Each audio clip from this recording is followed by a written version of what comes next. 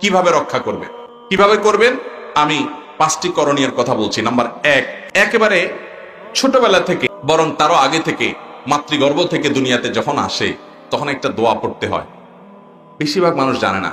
নবী করিম সাল্লাল্লাহু আলাইহি সাল্লাম তার প্রিয় নাতি হাসান এবং হোসেন রাদিয়াল্লাহু তাআলা আনহুম যখন দুনিয়াতে আসছে, তাদের কোলে নিয়ে দোয়াটা করেছেন।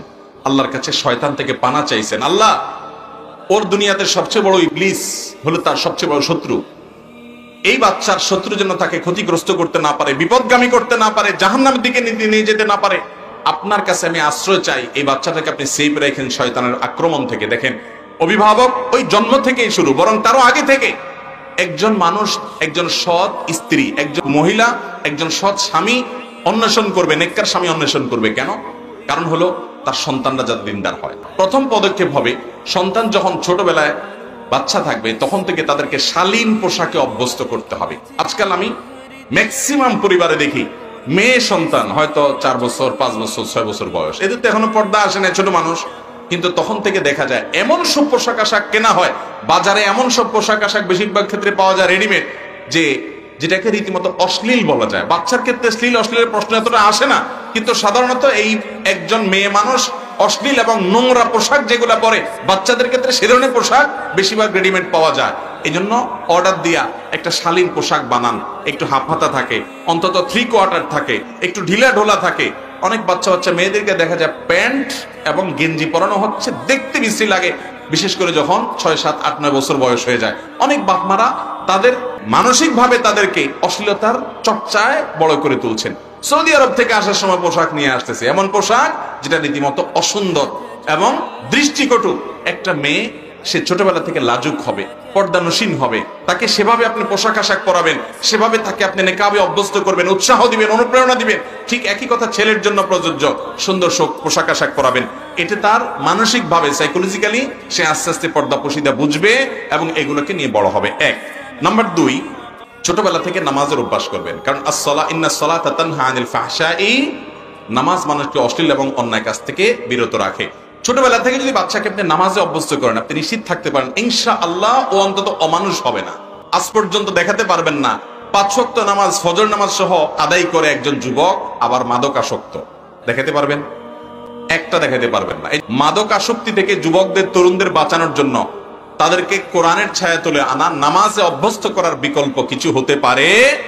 অনেক বাপমা আছে যে 6 বছর, 7 বছর, 8 বছর, এমনকি 10 বছরের ছেলে শুয়ে আছে, ফজরের সময় নিজে মসজিদে যাওয়ার সময় কম্বল টেনে বাচ্চাটার গায়ে দিয়া ওরে ঘুম পাড়ায় দিয়ে যায়। আছে না অনেক বাপ? তা আপনি কি জন্য মসজিদে যাচ্ছেন? আপনি মসজিদে যাচ্ছেন যদি লাভে, তাহলে সেই লাভ থেকে আপনার ছেলেকে কেন বঞ্চিত করছে না? অনেক মা আছে বয়স 50-এর ঘরে চলে গেছে, উনি মাশাআল্লাহ বোরকা টোরকা সুন্দর করে পড়েন, কিন্তু ওনার সাথে মেয়ে, যেটা ওনার যুবতী মেয়ে, ওইটাকে নিয়ে বের হচ্ছেন, ওর বোরকার নামগন্ধ কিচ্ছু নেই। বোরকা তো আপনার জন্য যতটা গুরুত্বপূর্ণ, ওর জন্য আরো বেশি গুরুত্বপূর্ণ। তো সন্তানদেরকে ছোটবেলা থেকে নামাজি করবেন, তাদের চরিত্র হেফাজত করার জন্য। একদম ছেলে হোক মেয়ে হোক 5 ওয়াক্ত নামাজি বানান, নামাজকে বুঝান, নামাজের মর্ম বুঝবো যদি ওরা পড়ে, ইনশাআল্লাহ ওরা ঠিক থাকবে। নাম্বার 3, নেককারদের সংস্রবে নিয়ে যান। আল্লাহওয়ালা, আমলদার, আল্লাহ ভীরু, মুখলেস, মুত্তাকি, পরহেজগার আলেমদের সান্নিধ্যে নিয়ে যান। দেখবেন বাচ্চাদের মধ্যে ওটার প্রভাব সৃষ্টি হয়েছে এবং এর মাধ্যমে তারা, মনে রাখবেন, ফিতনার আগুন জ্বালানো হয়েছে সারা দুনিয়াতে। বিনোদনের নামে স্কুলে বলেন, কলেজে বলেন, এমনকি মাদ্রাসায় চতুর্দিকে ফিতনার আগুন দাউ দাউ করে জ্বলছে। এই আগুনের আঁচে সব জ্বলে পড়ে ছাই হয়ে যাচ্ছে। আমাদের বাচ্চাদেরকে যদি বাঁচাতে হয়, তাহলে ওলামায়ে কেরাম, দিনদার, মুত্তাকি, আল্লাহওয়ালা, পরহেজগার মানুষ পরিমাণ কমে যাচ্ছে আস্তে আস্তে, তাদের কাছে নিয়ে যেতে হবে, তাদের সান্নিধ্যে বসাতে হবে, ওয়াজে, মাহফিলে, দ্বীনি প্রোগ্রামে নিবেন, তাদেরকে নিবেন। এর পাশাপাশি বিশেষভাবে ভালো পরিবারের বাচ্চাদের সাথে মিশাবেন, যারা পর্দা পশিদা বুঝে, হালাল হারাম বুঝবে। ছোটবেলা থেকে তাদেরকে কাউন্সিলিং করবেন যে কেন তাকে অশ্লীলতা ছেড়ে শ্লীলতার পথে আসতে হবে, কেন তাকে নোংরামি ছেড়ে ভদ্রতার পথে আসতে হবে, এগুলো বোঝাবেন এবং খোলামেলা বাচ্চাদেরকে সময় দিবেন। নাম্বার 4, বাচ্চাদেরকে মনিটর করবেন। অনেক বাপমা আছে মোবাইল একটা দিয়ে বসে আছে, খোঁজ খবর নাই, ওই মোবাইল দিয়ে কি করে না করে, কোথায় যায় না যায়, মা বাবার কোনো খোঁজ খবর নাই। বলেছে না, ওর যদি এসব দেখতে যায় তাহলে প্রাইভেসি নষ্ট হয়। ইউরোপিয়ান এবং পশ্চিমা দুনিয়া ধ্বংস হয়ে গেছে, তাদের পরিবার ব্যবস্থাপনা ভেঙে পড়েছে, তাদের ছেলে মেয়েরা সব শেষ হয়ে গেছে, পারিবারিক কোনো বন্ডিং বলতে কিছুই নেই। এর অন্যতম প্রধান কারণ হলো এই অতি স্বাধীন চেতা হওয়া। ইসলাম মানুষকে স্বাধীন হতে বলে, অতি স্বাধীন হতে বলে না।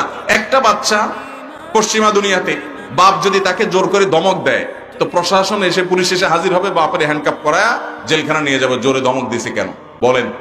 বাচ্চার জন্য বাপের চাইতে সরকার আপন হতে পারে? যে জন্মদাতা বাপ, গর্ভধারণকারিণী মায়ের চাইতে আপন কেউ হয় না। বাচ্চার ভালোর জন্য যদি সে শাসন করে, তো শাসনই তার জন্য উপযোগী। সন্তানদের আপ টু ডেট টেডি বানাইতেছেন, মানুষ বানানোরে মুসলমান বানান, জীবনটা উপভোগ করবেন। এই জন্য সন্তানকে মনিটর করবেন। পশ্চিমা দুনিয়ার কথা শুনে অতি স্বাধীন করতে যাবেন না, ধ্বংস হয়ে যাবে সব।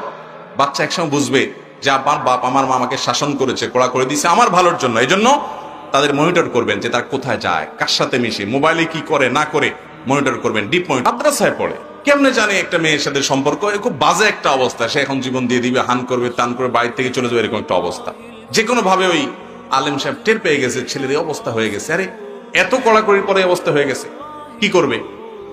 তো আমি বুদ্ধি দিলাম যে ভাই, মোবাইল টোবাইল যা আছে এগুলো সব সিজ করে ফেলা। বড় যেগুলো সিজ করে ফেলে যদি অ্যাক্সিডেন্ট করবে, অ্যাক্সিডেন্ট কিছু হবে না, এগুলো হুদা মিশা কথা। বহুত পোলাপান এখন ভয় দেখায়, ফালতু কথা। ধন্যবাদ। সিজ করেন, সব সিজ করে ফেলছে, কোনো ডিভাইস তার কাছে নাই, এবং তাকে দীর্ঘদিন বেশ কঠিন মনিটরিং এ রাখছে। মাত্র আমি বললাম মাত্র 3 মাস চেষ্টা করেন। কয়েক মাসের মধ্যে আলহামদুলিল্লাহ দেখা গেল যে বাচ্চার মধ্যে সব পাগলামি ছাগলামি মাথা থেকে ঝেড়ে সব শেষ হয়ে গেছে। প্রথম অনেক জ্বালা পোড়াও করছে, উল্টাপাল্টা করছে, কষ্ট হয়েছে। একটা সময় সে এগুলো সব ভুলে, যখন সম্পর্ক সব ছিন্ন করে দেওয়া হয়েছে এবং সকল যোগাযোগ ব্যবস্থা বন্ধ করে দেওয়া হয়েছে, কিছুদিন মনিটরিং রাখছে, আলহামদুলিল্লাহ ঠিক হয়েছে। এটা সব বাচ্চার জন্য একই পলিসি আপনার অ্যাপ্লাই করবেন তা না, এক এক বাচ্চার জন্য এক এক ভাবে অ্যাপ্লাই করে আপনার বাচ্চাকে বাঁচাতে হবে। এটা কখন সম্ভব হবে? যদি আপনি টের পান যে ও ধ্বংস হচ্ছে। অনেক বাপ মা আছে শুরুতে কিচ্ছু বলে না, ধ্বংস হইয়া ওই লিটনের ফ্ল্যাটে যাই উঠছে, কিচ্ছু বলে নাই, না একটু এই বয়সে একটু আধটু করে। এরপরে যখন একটা অমানুষ মেয়ে বিয়ে করে পালায়া রাস্তা রাস্তা চলে, বা মেয়ে ছেলের হাত ধরে অজাগায় কুজাগায় যায়, এরপরে এসে আমাদের কাছে এসে বলে হুজুর একটা তাবিজ টাবিজ দেন, যদি বাঁচান যায়। তাবিজ যদি টাইনে আনতে, আপনি কাজের কাজ করবেন না, তাবিজে টাইনে আনবে। এই জন্য মনিটরিং করবেন বাচ্চাদেরকে, ছেলে মেয়েদেরকে ডিপ মনিটরিং করবেন।